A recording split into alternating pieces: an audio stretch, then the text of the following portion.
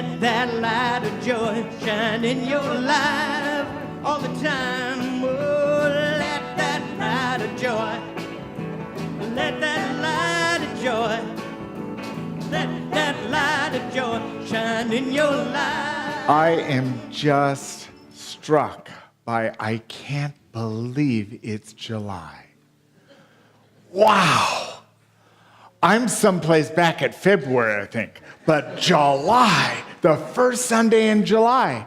And we have this year been following the wisdom of our co-founder, Charles Fillmore, who wrote the book, The 12 Powers of Man.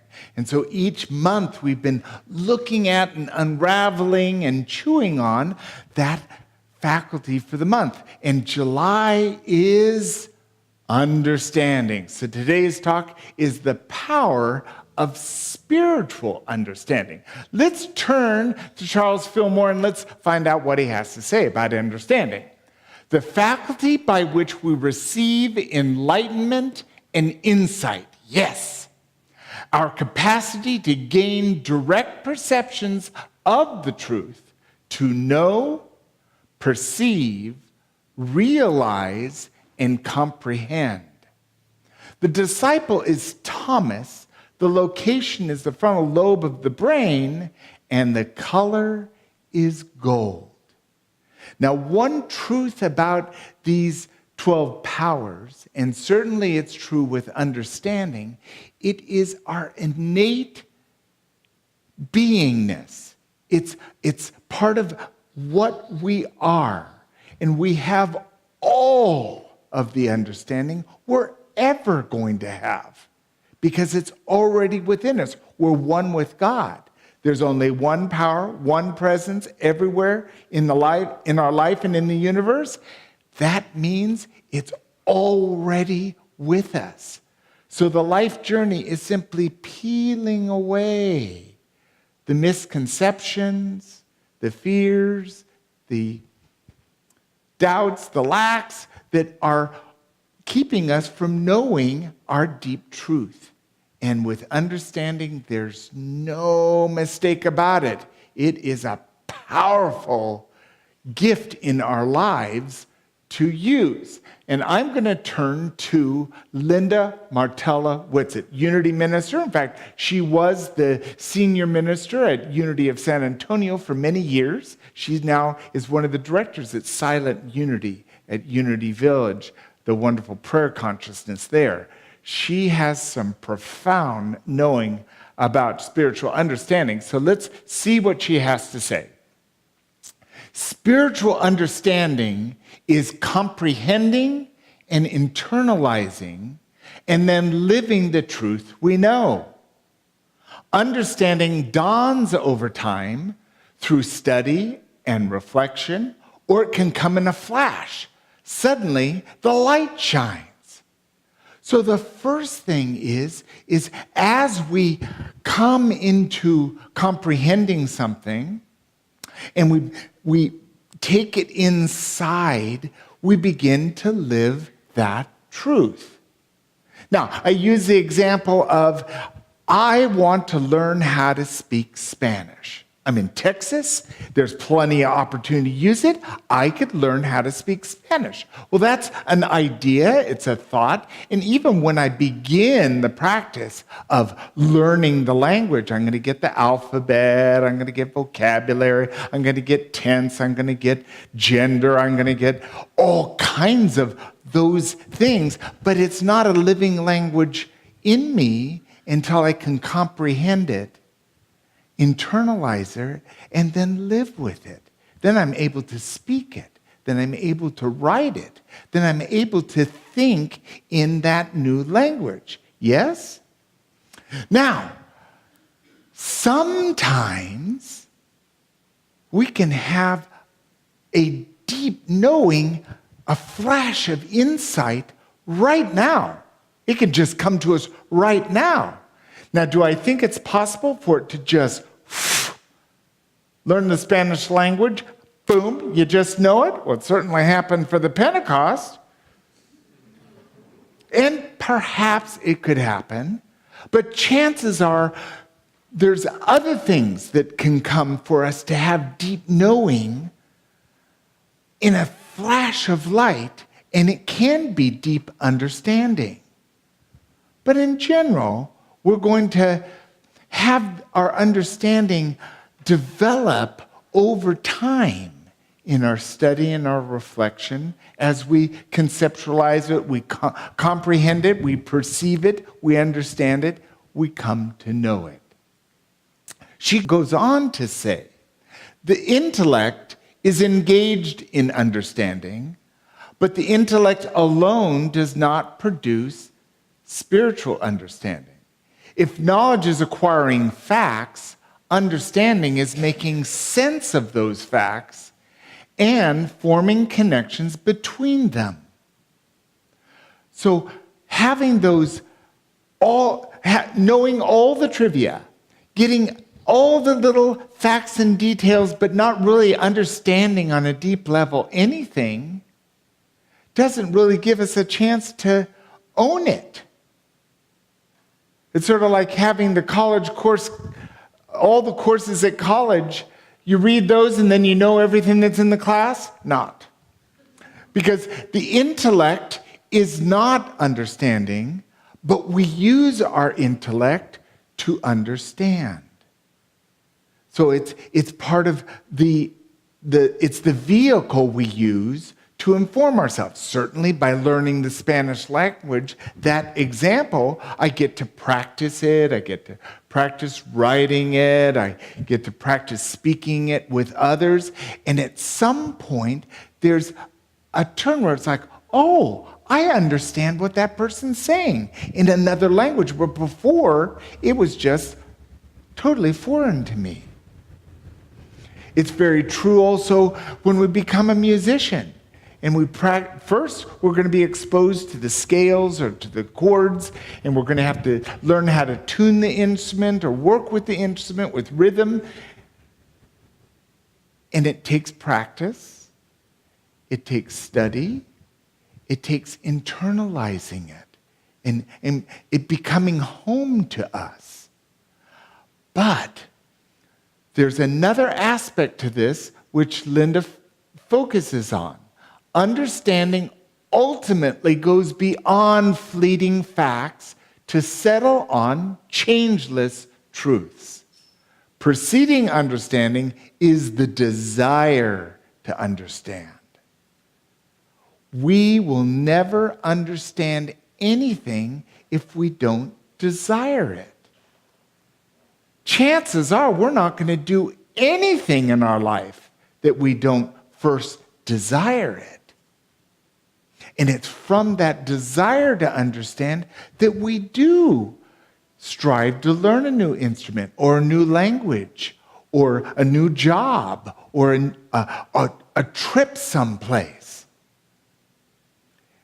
And ultimately, we let go of the fleeting facts that might stir the desire or might stimulate an inspiration to pursue something, but always our understanding has to be preceded by our desire to do that.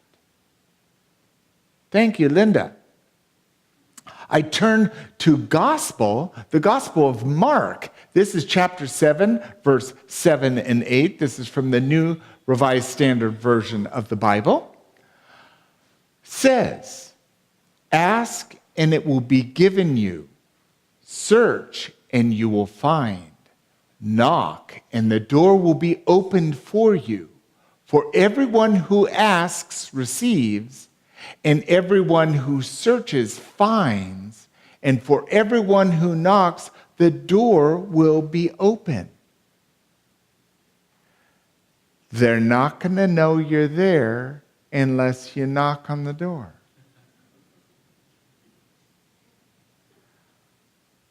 We're not going to connect with our inner self, with our innate wisdom, until we knock on the door of our center, of our heart.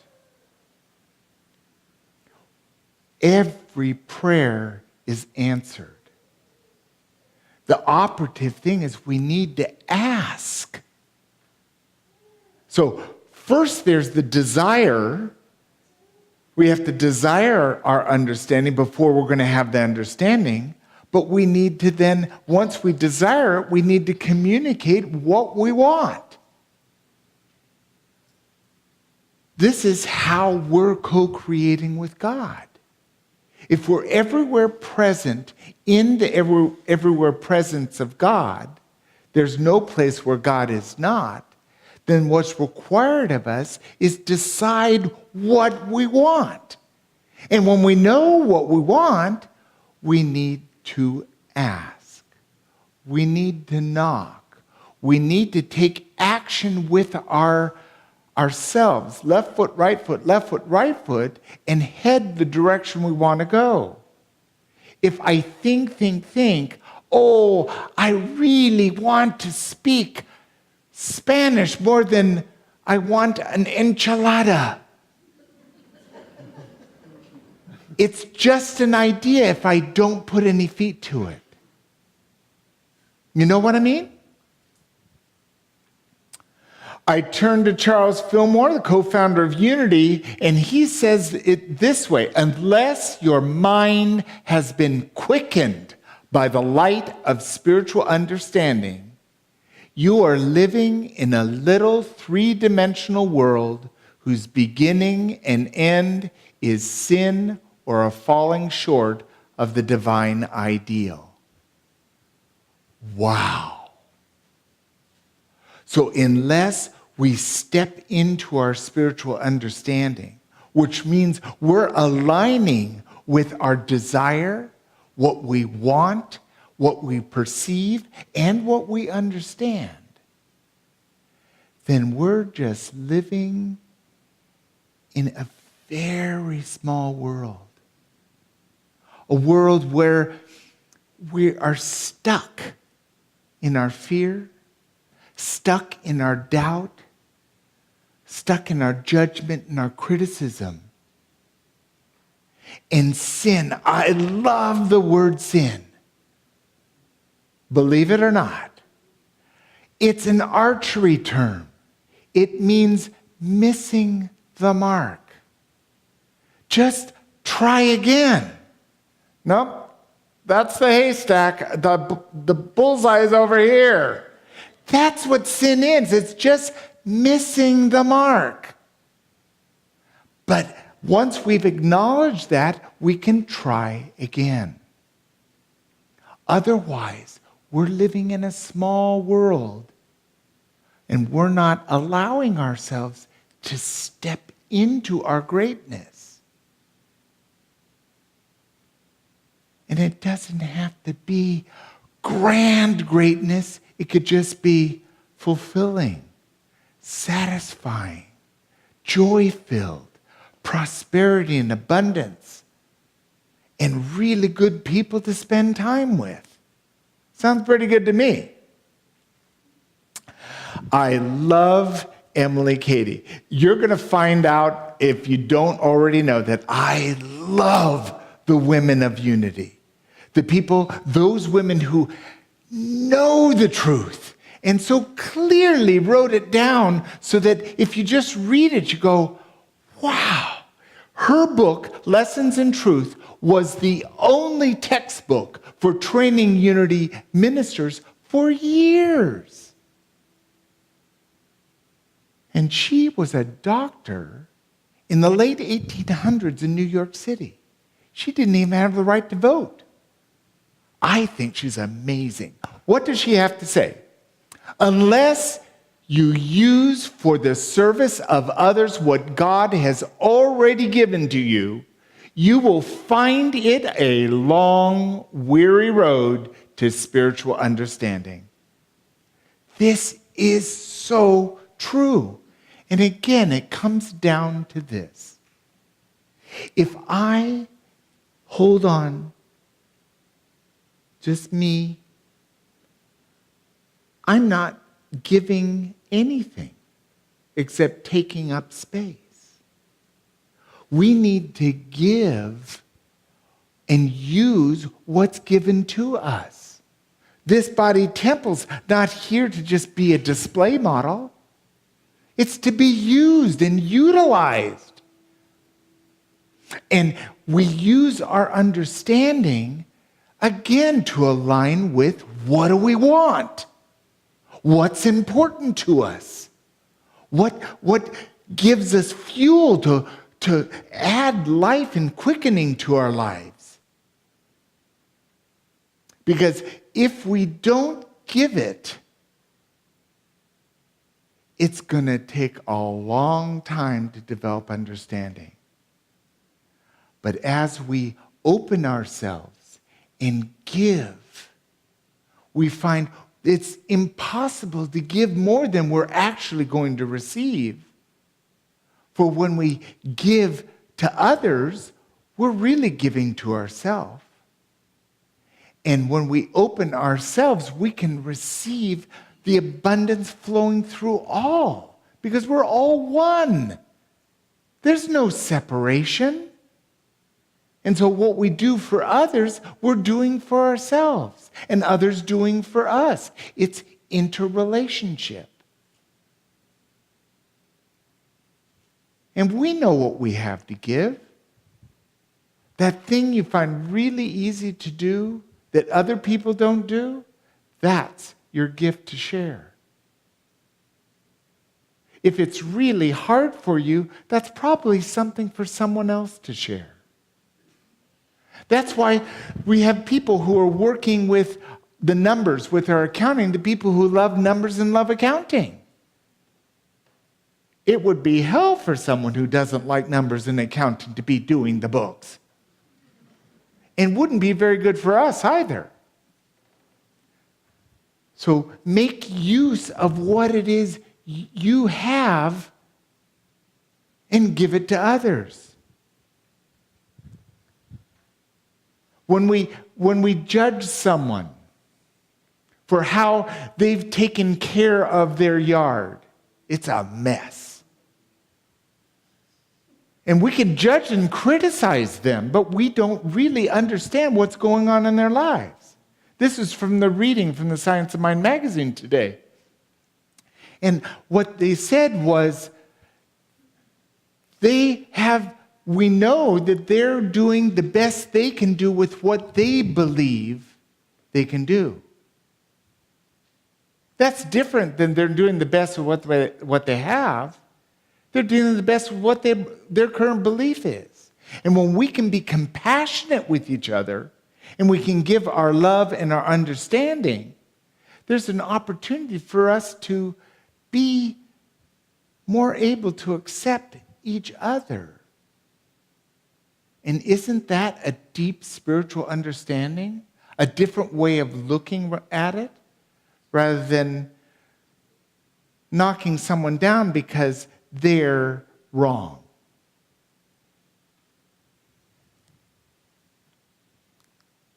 And I'm going to close this talk with this quote from Glenn Claremonte. Now, Glenn Claremonte was the author of Calamity Jane. I think that's fabulous. He also wrote the book Truth to Tell. This is important. He says, the secret of success lies in relying upon the facility to let go, to let it happen, to allow understanding to take its course. It's going to take what it takes to learn how to make the perfect souffle. It's going to take what it takes to learn how to speak Spanish fluently.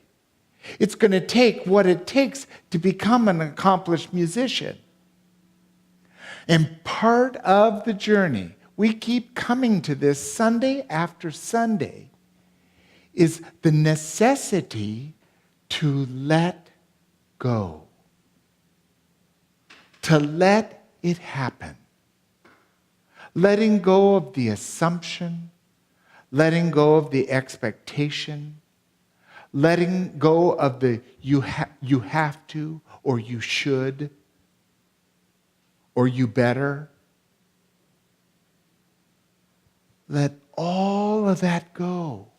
And it's amazing when we let go of all that stuff, we already have so much space for our success. We're open to allow our inner self to guide us towards what we want. And then we're feeling success because we know we're on our game. We know we're ready and willing to do what is ours to do. That's making use of what we're already given. God helps those who help themselves. And part of helping ourselves is letting go and allowing what is to be. And that's a good place for us to stop waxing ideas and go into meditation. So let's allow ourselves to relax and settle in, close our eyes as the Unity Singers are going to begin our meditation in song.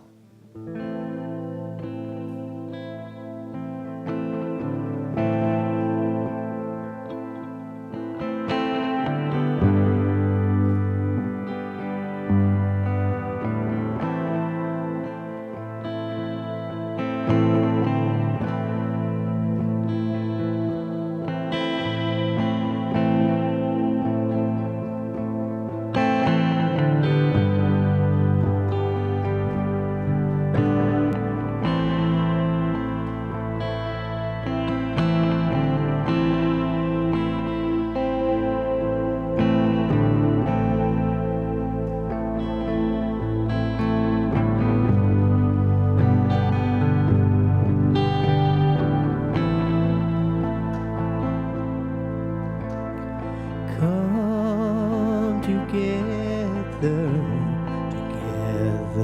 as one.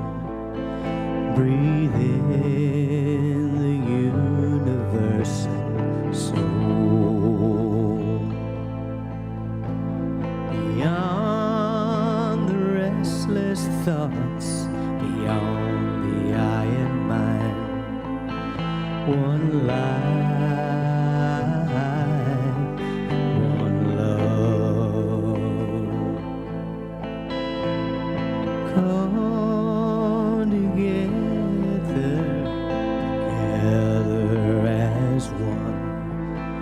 Breathe in the universal soul.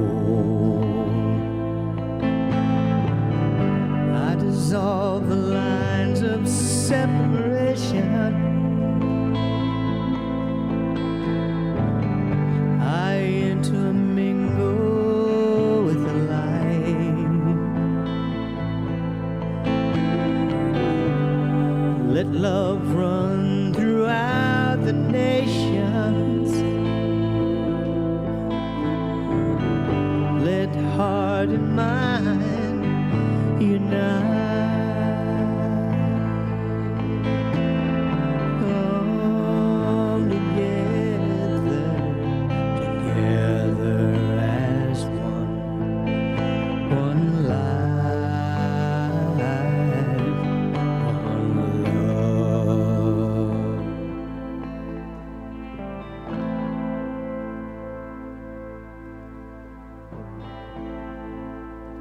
One life, one love. God is. And in that one,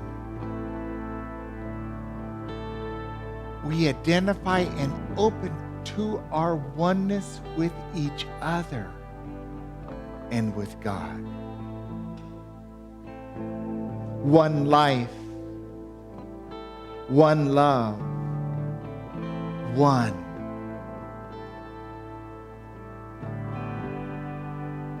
This is where radiance, wholeness, and the field of unchanging divine ideas flow through us.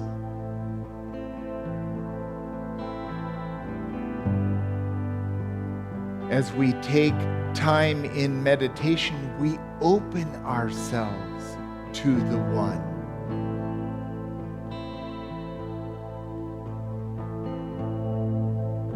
So let's breathe. Turn to our center.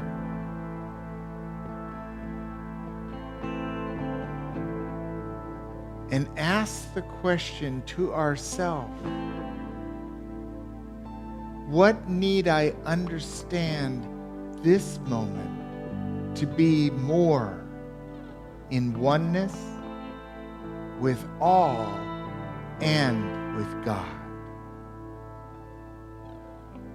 As we now take that question into the silence.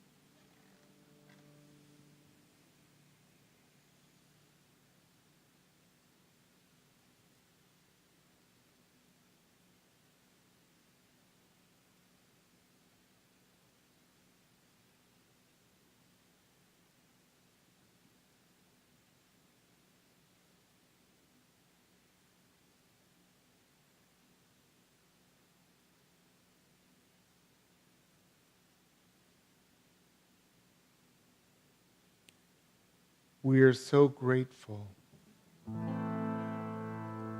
for ever increasing of our awareness with God and with all as one. Let's breathe into the body temple and take whatever we've received during this time as we become more and more aware of being right here in this room. We might wiggle our fingers, wiggle our toes, roll our head, and breathe deeply. And when we're ready, we open our eyes. And then we'll say today's affirmation together. I open my mind and my heart to new understanding. And so it is. Lead your faith. Step out on the water. Release your faith. Every step is stronger.